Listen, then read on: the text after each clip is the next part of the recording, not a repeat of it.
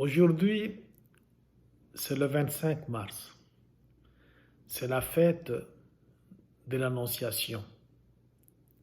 Et l'évangile qui nous est proposé à cette fête, c'est celui de Luc, au chapitre 1er, du verset 26 jusqu'au verset 38. Cet évangile peut être compris de deux manières. D'abord, comme un récit de vocation. Et quand on parle de récit de vocation, il y a toujours quatre choses là-dedans. Il y a toujours quatre mouvements. Dieu qui appelle, l'appelé qui résiste, Dieu qui lui donne une garantie et l'appelé qui embarque. Ce sont toujours ces quatre mouvements-là qui apparaissent. Si on prend le cas d'Isaïe, Dieu veut lui confier une mission. Isaïe dit, moi je ne peux pas faire ça parce que je suis une personne aux lèvres impures. Et puis on voit les chérubins qui vont prendre des pinces. Avec ces pinces-là, ils vont aller chercher des braises brûlantes. Ils vont apporter ça aux lèvres d'Isaïe. Une fois que les lèvres d'Isaïe sont purifiées, Isaïe peut donc finalement embarquer dans cette mission que Dieu veut lui confier. Toujours les quatre mouvements. Même le récit de Luc, qui est proposé à notre méditation pour la fête de l'Annonciation, même ce récit-là n'échappe pas à ce modèle. On voit l'ange Gabriel qui annonce à Marie qu'elle va concevoir un fils. Marie qui résiste en disant « Comment cela peut-il se faire parce que je suis vierge ?» L'ange qui lui donne la garantie en disant « Ce qui t'arrive, c'est l'œuvre de l'Esprit Saint » et Marie qui embarque. Il y a toujours ces quatre mouvements-là. Mais cet évangile aussi peut être saisi d'une autre manière, en le comparant à un autre récit dans lequel le même ange Gabriel annonce aussi un enfant, la naissance d'un enfant. C'est le récit qui parle de la naissance de Jean-Baptiste.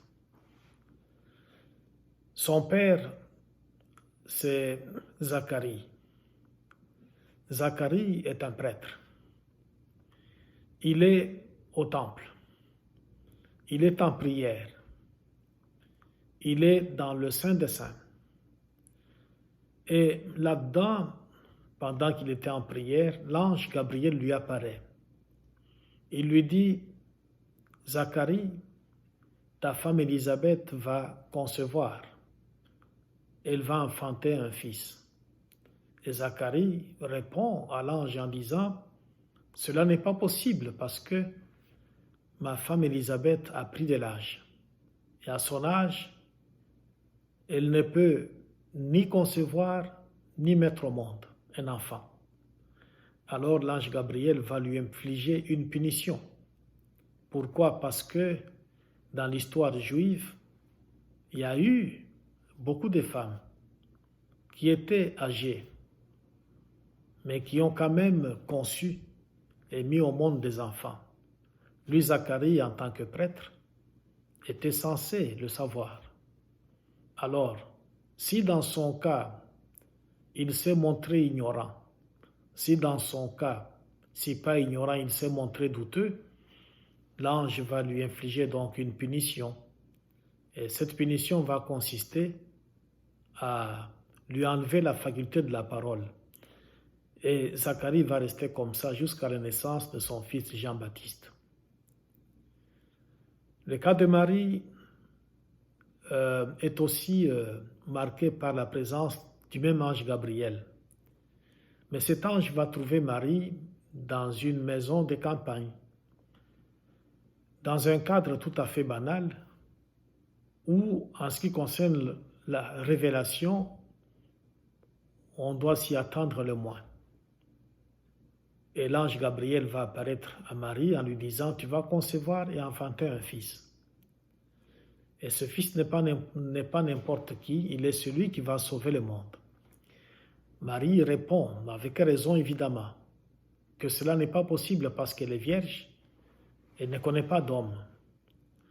Marie a raison, pourquoi? Parce que dans l'histoire juive, on n'a jamais eu de cas pareil. Le cas d'une vierge qui aurait conçu et qui aurait enfanté un fils. Alors, dans son cas, l'ange ne va pas lui infliger une punition.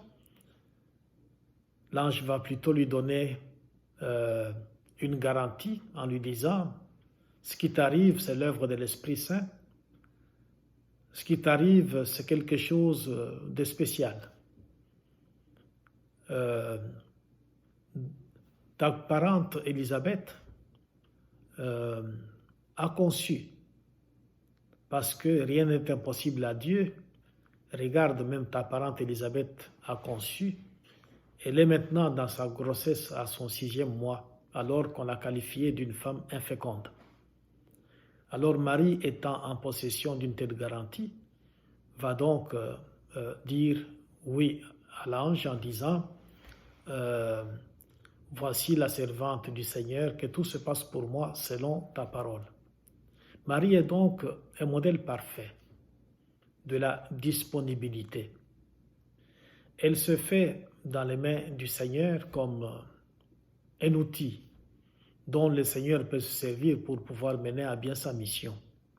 Elle est donc pour nous un bon modèle, un meilleur modèle, quelqu'un de spécial, quelqu'un de légendaire, dont le témoignage peut nous servir pour que nous puissions aussi à notre tour devenir des outils dans les mains de Dieu. Dieu nous aime d'un amour sans partage. Il nous confie des missions. Il voudrait qu'on soit à l'exemple de Marie des modèles, des gens capables de lui dire toujours oui, des gens capables de combattre tout ce qui peut nous empêcher de devenir des outils dans ses mains pour que nous puissions aussi mener à bien toutes sortes de missions que Dieu pourrait nous confier. Alors c'est ça notre prière aujourd'hui.